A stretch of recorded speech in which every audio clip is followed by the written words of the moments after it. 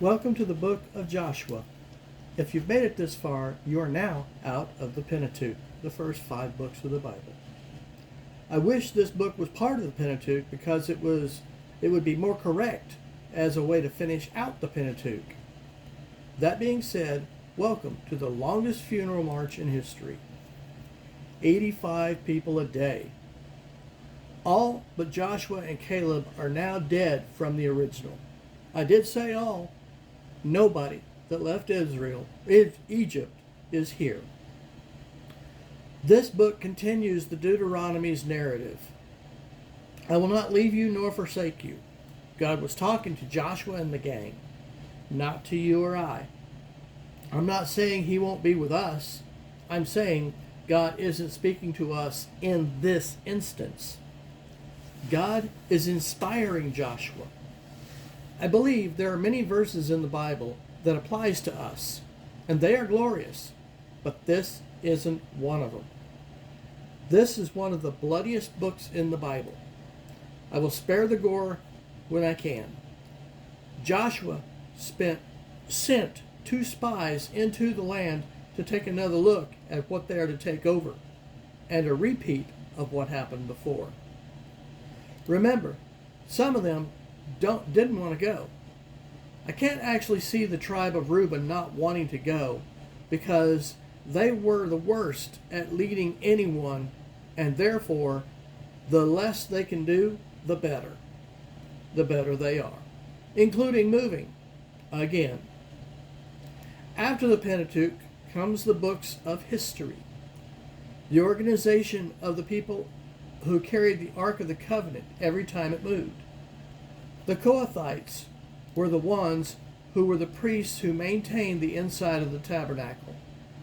They are at the edge of the Jordan River with can-do in their front pockets. It's springtime and the Jordan was deep back then. There are people in Jericho on the other side of the river that will overtake us. The priests have to get their feet wet. Faith without works is dead. They start their faith march. The river has been dammed up since the Bible era. 160 miles of the Jordan is under sea level. 30% saline solution, nothing lives there.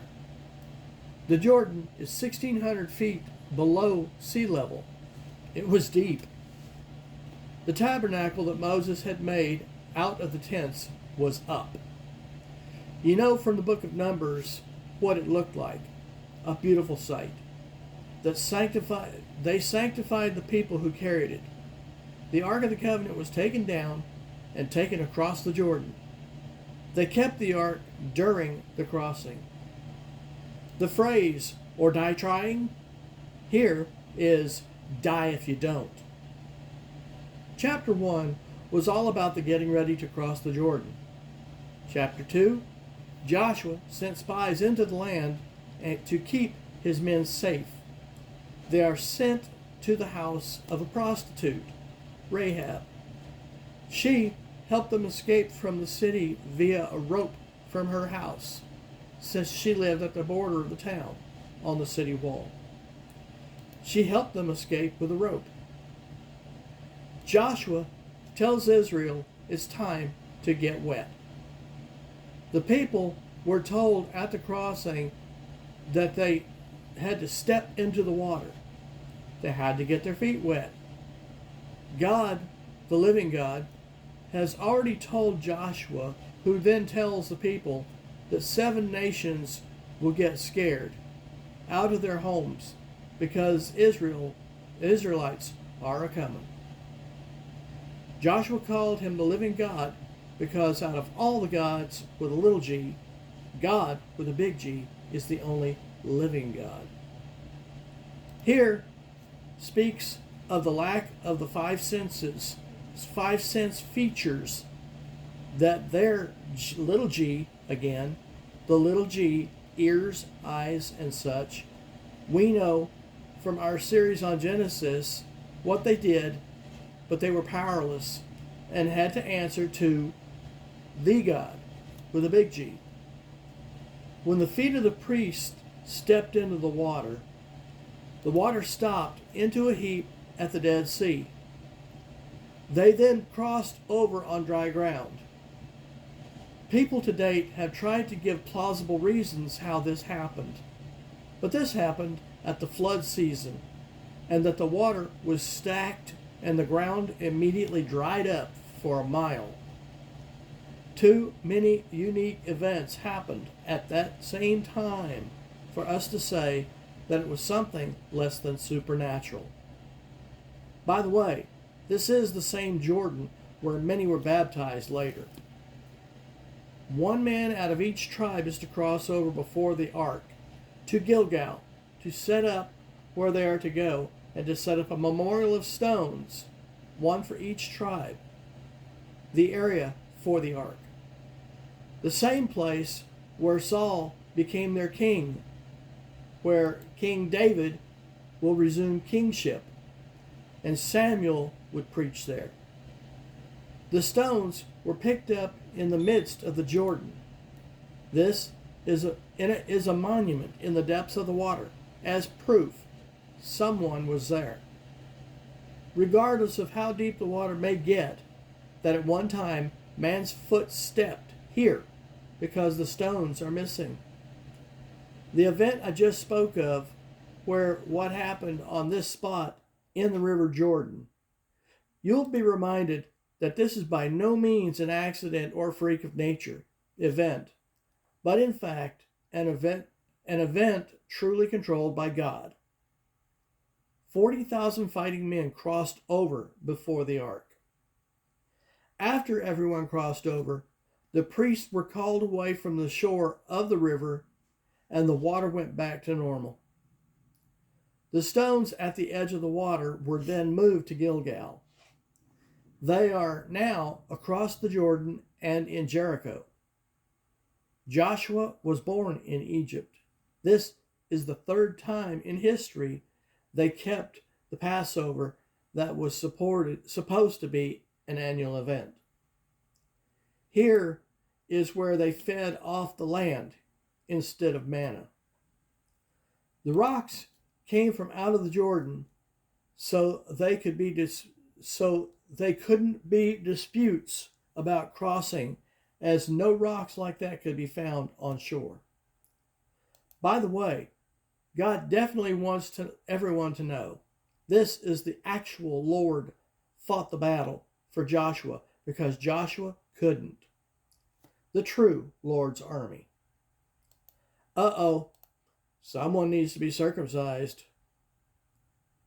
You can always do more after you pray, but not much until then. If God be for you, who be against you? Joshua now has a meeting with an angel of God. Joshua now plays a Moses part. Jericho goes on lockdown. By the third day of marching around the city, the Jerichoites are likely to be getting confused. No battling, no noise at all. God was specific about what to do about Jericho. Israel is not listening. Joshua then declares to leave the city alone. Achin, come on. Achin blew it. God saw him taking accursed things and put them with their own idols. At Ai, the smallest city of 12,000, Jericho was a cakewalk. They ended up running from Ai. He is defeated. 36 of his men are killed. They are not prayed up. Jericho, Ai, Bethel, Gibeon, to divide the land down the middle. Joshua starts sounding like the original spies because he wants to blame God for Joshua's failures. If you fall to the Lord in dependence, you won't have to fail in defeat. God said, stand up and look forward instead of backward. God is letting God knows what Joshua has done, by accursed, so he tells him several times. They could keep nothing. That is what Achan stole. The name Achan means trouble. Re-sanctify the people. Take away the accursed, or you cannot pursue. Sin or succeed together. The temperature of the camp for God can be reduced by one person. Don't become part of the chosen frozen. Man by man was brought out until Achan was brought out. Joshua spoke directly to Achan. Achan pouts. He said he coveted the items and thereby took them. Achan was taken in by a status that he took. James says there is a series of events we go through prepping towards the sin of coveting. Being drawn away by your own desires. Desire then brings sin, then death. Saw, wanted, took. Rationalize his sin. If he would have waited, he would have been overloaded. He hid the silver in his tent. Joshua's men ransacked his tent. His men took everything Achan had and stoned his family and possessions. It is now called the Valley of Acre. The family was complicit and therefore paid the price. Next, we go to Joshua 2. You got to see his dispersion. What